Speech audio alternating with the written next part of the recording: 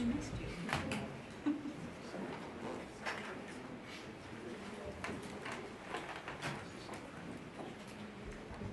thank you very much. It's a great honor to have the leader of Argentina, a place that I love, I've been to, and one of the most beautiful places in the world, President. I really want to thank you very much.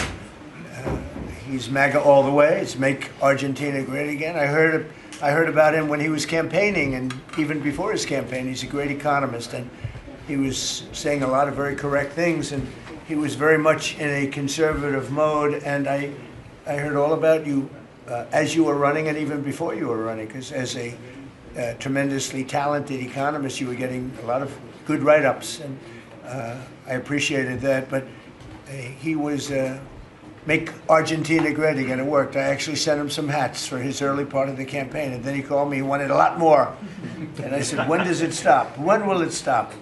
And it stopped with him winning, and he's become very popular, and he's on the verge of a breakthrough. I think he's really on the verge of tremendous economic success, and I know that Scott Bessent is helping, and our great Scott is doing a job, and he feels very strongly about it. And Scott, do you want to say just a couple of words about that, please? Yes, sir. The president is fighting 100 years of bad economic history and policy, and is Both presidents. Both. We're fighting bad. I thought he was talking about the U.S. president when he said. And there's a midterm election coming up.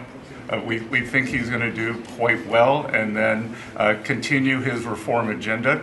Mr. President, as you said, President Obama had a big opportunity during his term, which he wasted. Many governments in Latin America went center-right, and the U.S. ignored them. We are not going to ignore our allies. It is economic strength. We're using our economic strength to create peace, just as you've done all over the world. And it is much better to form an economic bridge with our allies.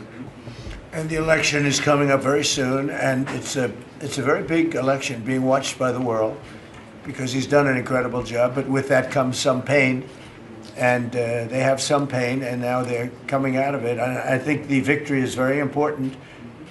Your poll numbers, I hear, are pretty good, but I think they'll be better after this.